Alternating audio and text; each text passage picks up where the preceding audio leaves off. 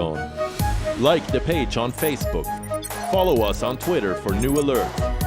Instagram for videos and images. And the website for the latest news, views, and analysis. WIONews.com. World is one.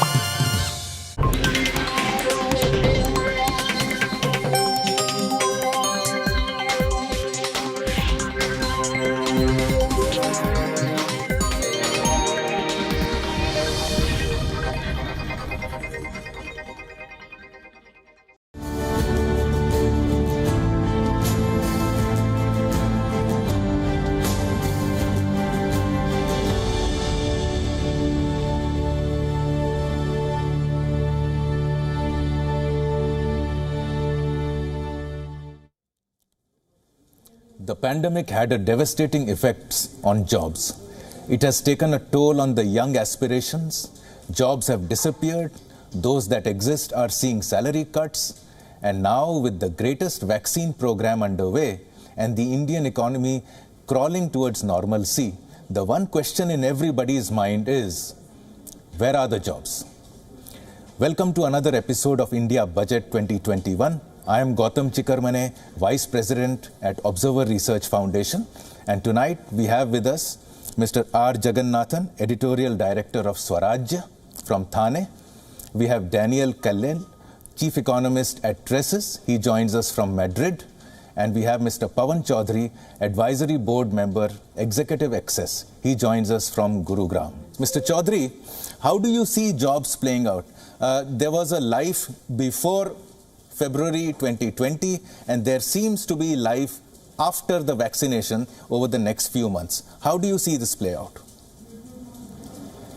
So I'm a student of pandemic anthropology, and when I was about a quarter back, I was thinking that the jobs have really had a very devastating fall. However, now I would say that there are two different and opposing trends visible in various sectors. So if you see travel, hospitality, aviation, poultry and newspapers, maybe because of fake news, education and oil and gas, these sectors have really taken a beating in terms of people losing jobs there. However, hiring in the last quarter is increasing in the corporate sector, not only at the CXO level, but at lower levels also. And I feel this is happening because of three things, three broad trends. One is doing businesses differently and doing different businesses. So people are finding ways of changing their business model as well as diversifying. Earlier, the mantra was focus, focus, focus. Today, the corporate sector is realizing that too much focus may be a frozen state of mind. That is trend number one. Trend number two is because you need to do existing businesses differently, certain functions are growing in their importance. One is the digital piece. So every organization is looking for a digital transformation agent. Second is the finance piece, and to which I'll come in a moment. The third is the HR piece, where compensation structures are changing. Yesterday, if a CXO was coming at say 1 crore salary, today companies are willing to offer him 1.25 crores, but they want 75 lakhs as fixed component and 50 lakhs as variable pay. And the last trend which I see is a valuation game. Somehow businesses have taken stock of their situation. Pandemic forced them to do it. And whether it is a 1 crore startup or a 100 crore or 1,000 crore company, their ambitions have got stoked, and they are now looking at getting into other areas, adjacent areas, and going for higher valuations, for which also they need to hire. So we are seeing a very strong trend of hiring now in e-commerce, ICT sector, food processing sector, domestic manufacturing, auto, consumer durables, and home improvement. Whatever indulgences were going towards travel are now moving towards home and home improvement. Mr. Jagannathan, you may have heard some parts of what Mr. Chaudhary said, and he is probably talking at the top end of the job spectrum. Your book, I think, focused on the lower end, mass employment, mass jobs. And do you see a connect there? Is something happening in your opinion? What do you observe? Yeah, I think what is really happening is in the last 20 or 35 years, we have seen a structural shift in most economies where GDP growth comes primarily from capital infusion and technological productivity changes. It is not related to labor. Most of the labor share in GDP is coming down in many countries, including India. And you're seeing a lot of labor that was earlier there being replaced with artificial intelligence and technology, robotics, even in manufacturing. So most of the jobs will come only in collar services. Earlier in manufacturing you have blue collar workers. Today you have blue collar services. What the previous speaker talked about, he said you're seeing increases in retailing, logistics, the Swiggy and the Domino's delivery boys, the Uber and Ola. So basically you're getting an explosion of job growth at the bottom, but the whole middle skill job market is disappearing. You will no longer have easy, comfortable jobs at the middle end because those are being replaced by technology. So the middle is gone. You got an upper end, which is high skill, high salaried, which he talked about, where you can CXO and below, you might be earning 50 lakhs and above that, and a cyber security experts, whatever it is. Those guys are going to get a huge demand for their services. There is also a reasonable demand at the bottom end where technology enabled job platforms will actually create a lot of jobs, which is what I call blue collar services. That is people delivering things, people managing things at the back end, warehouses, logistics, those kind of things. And also he said home improvement, he said, for example, everything has changed. So it is the middle skill, middle level jobs, comfortable, worthwhile jobs that are disappearing very fast. So our jobs crisis is really about the middle, because the top and the bottom will probably take care of themselves once the economy recovers. But the real value addition that used to come from good quality jobs, those jobs are disappearing. And this is largely because of technology now doing most middle skill jobs. So I want to just, before I move to the third speaker, I want to ask you just one small question. At the lower end, we saw a huge migration from the cities back to their villages when the pandemic set in. Do you see that reversal happening anecdotally as well as empirically? Have you studied that reverse movement? See, reverse is just starting. The only high-frequency data points that we are getting are from CMIE. This is a job that the government should have been done, giving us one number every month. But what you get from CMIE is a gradual reversal of the migration patterns we saw from late March and early April. So I think about 3/4 of the migrants are probably started coming back, and those jobs are certainly returning, but it's also changing. So I would suspect that about 1/4 of the migrants are still to come back. They're still doing, if you see, there is still a fairly large demand for Manrega jobs and other things, but it's reversing. And as the future is all urban and not rural, my guess is that the migrants will come back. By around March, I expect that the entire migration would have reversed. That would also probably mean that the economy would have turned. I come to you now, Mr. Daniel Leckel, the chief economist at Tressis. How do you view the idea of jobs in general and jobs in India in particular, sitting from Madrid? If we analyze the global economy, what tends to happen is that in periods of crisis, like the ones that we're seeing right now, governments tried to desperately keep the jobs that they had before through a series of massive subsidies and by perpetuating expenditure in the lowest value-added part of the economy. Unfortunately, that doesn't work, and it never works. And what we see from the last 5 crises is that we always leave those crises with lower job improvement, and we're seeing it in India right now. I think that the biggest challenge for India is precisely that, is that budget after budget, governments center all the attention on the low productivity sectors to try to keep them zombified, while ignoring the importance of gross capital formation and of attracting investment in high added value. Because a large number of unemployed at the bottom of the pyramid need jobs, need employment, the politics veers around them rather than in helping them move upwards, even if you look at some skilling examples. Yeah.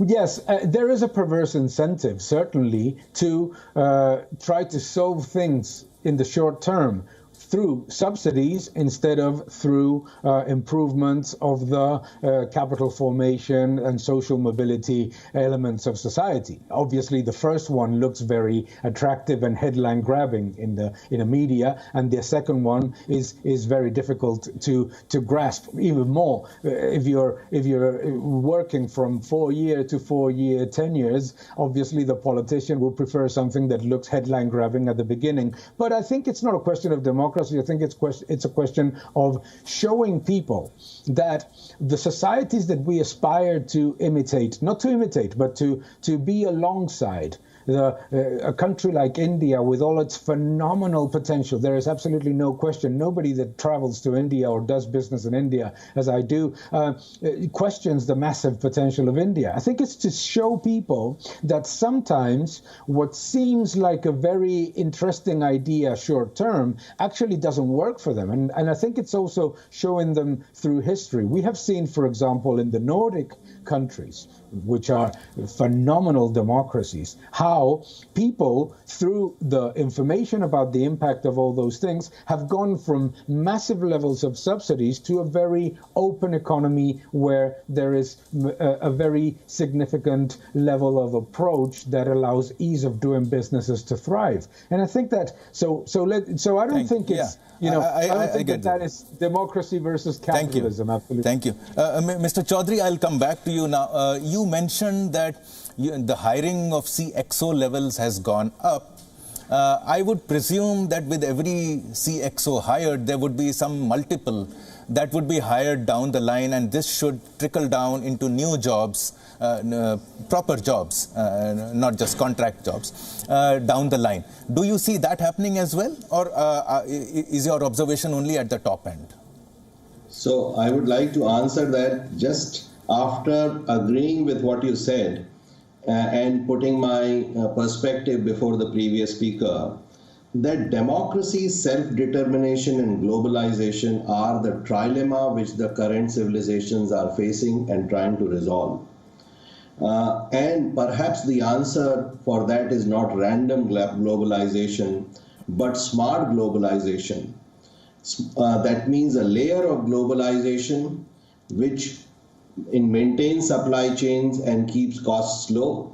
And below that, you have enough room for political maneuver through which you can nurture the democratic instincts and cater to the democratic compulsions, as well as localization of manufacture.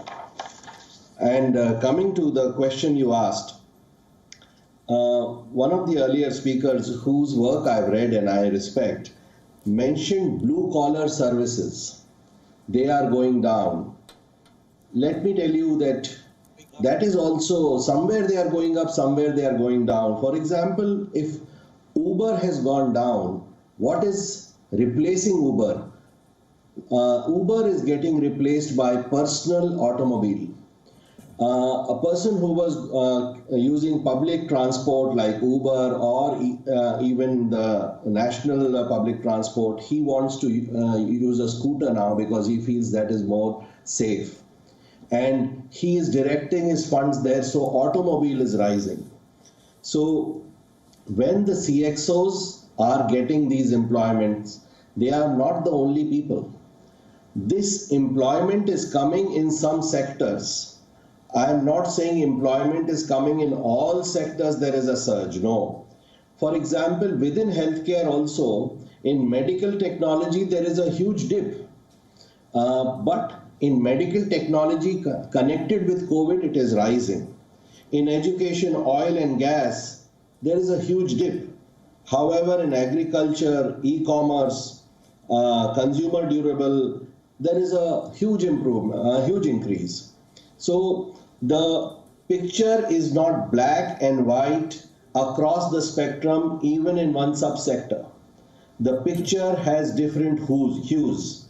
And in the last few months, I have noticed that perhaps because people ended the calendar year 2020 better than what they were expecting to, and there is usually a lag between success and hiring of 2-3 months. Now we are noticing that the hiring is increasing in some of these sectors. Having said that, there is no denying the fact that the other two speakers are absolutely right when they say there has been a bloodbath in several subsectors and in several rungs of various sectors, particularly the middle rung getting badly hit. Gautamji. Thank you, Mr. Chaudhary. Mr. Jagannathan, I want to take one small point that you raised in your previous analysis, which is that AI and robotics are now coming. This will increasingly increase, not only because they will get cheaper or they will become more efficient, but equally because you don't want the problems of labor unions, managing various kinds of compliances, and so on. Don't you think this will again, despite a rise in the economy, despite the economy going up, despite new private sector investments coming, as Mr. Chaudhary just recently told us, the jobs will continue to remain squeezed on the factory shop floors? Absolutely. That's exactly what I was trying to say. I'm not saying, in fact, one just point of correction, Mr. Saudi said that I think blue-collar service jobs are declining. I said that's rising because the lower the level of skills required, those jobs will expand because there the salaries tend to be competitive based on. A Uber driver can earn around 15,000 to 25,000 a month. He doesn't need much skills beyond 3 months of driving earnings, right? Or a Swiggy operator or whatever it is. So blue-collar services are expanding. But the thing is, there is a ceiling on how much you can earn in terms of aspirationally. This has traditionally been the problem with technology. Over the last 30 years, if you see, in country after country, after every recession, it takes much longer for the economy. GDP revives very fast, but going back to the old level of jobs takes much longer. And as AI and other these technologies come, you will actually find that what can be done today by a human being is being shifted to partially to technology. Even if a human being is not fully replaced, let's say if you need 5 people to do a job today, you may have one supervisor supervising 5 computers and robots. So the point is, over a period of time, this is what is going to happen, whether you like it or not. And some technologies, for example, just 2 weeks ago, Larsen & Toubro demonstrated that it can build a 2-storied house in 106 hours. Now we are saying, okay, construction and real estate are going to give us a boom in jobs. But once this technology is widely accepted, then you are actually going to do mass housing, which is the basis on which you are expecting that there will be huge job growth. It's going to shift. So my point is, again, I'm saying the same thing, that the middle skill jobs, take banking. Banking was the biggest job creator between liberalization until about 5 years ago. Now today the entire bank, you don't need to go to the branch, you don't need a credit card, you don't need an ATM, because all your financial transaction can actually be done through your smartphone. So why do you need so much overhead? And when you don't need so much overhead, you don't need so much office space. Have you seen a Paytm bank anywhere? No, they have probably 1 or 2 branches and most of it is in your phone. So this is not going to create the kind of middle scale jobs which used to skill. Same thing is happening even in IT. IT, you want higher level programmers. You don't want plain Java coding, plain vanilla types, right? Same thing is happening in insurance. Does India need 41 insurance companies? No, you will probably do with 5 or 10. And the industry is consolidating, and a lot of the products will be sold online. The question is, if India wants to be a manufacturing hub, how can we merge human capital into those? Do you think relaxation of labor laws, easing of compliances, filings, etc. would help? I doubt that we can suddenly become a manufacturing hub because the world population has leveled off. The number of physical goods and services that you actually need have fallen. Most of the demand has shifted towards virtual goods, digital consumption, that kind of stuff, right? So these are not things in which are, except at the manufacturing and assembly level, which is where we are getting new jobs in mobile manufacturing and all that. But we have not created scale economics, and our labor laws are changing only now. So sometimes when you do a reform far too late, at a time when global demand and protectionism are going up, your return on these reforms is going to be far lesser than what it would have been if you had done labor reforms, agricultural reforms, land reforms in 1991-95. You didn't do it then. You're doing it in 2021. Even there you're struggling because the farm laws are not going through. So my point is, when a reform is done late, the returns from that reforms will be lower. So we are not going to become any kind of manufacturing champion in the future.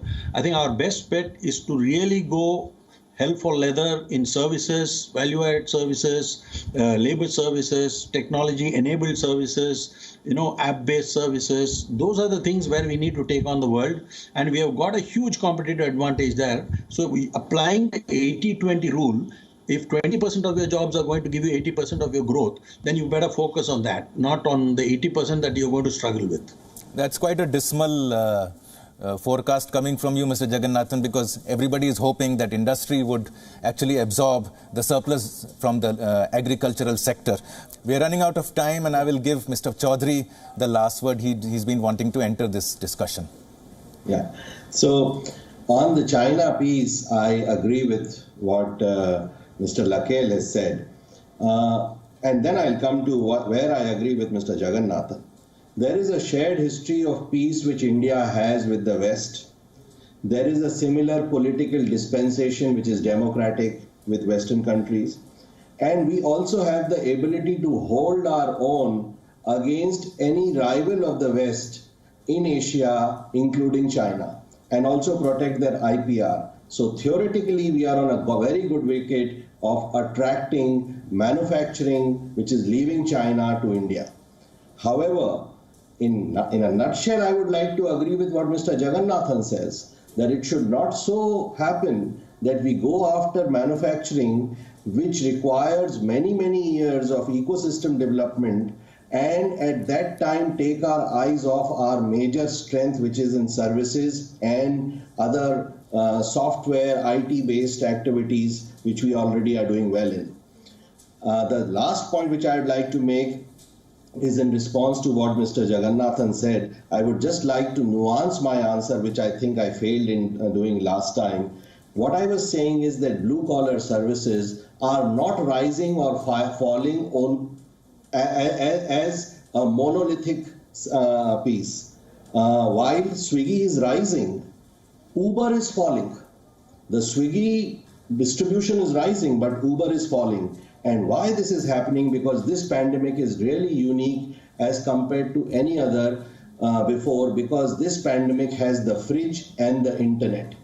And these two great technologies have brought in newer nuances which have to be studied, and those nuances, after they are studied, then the government should make adequate and informed policies. Otherwise, we will have unintended adverse consequences. Thank you, Mr. Chaudhary. Thank you, everybody. I think the big takeaway here is blue-collar services, and I hope Nirmala Sitharamanji is listening to this debate and will sort of reshape her budget and the policies in it accordingly. Thank you very much, everybody.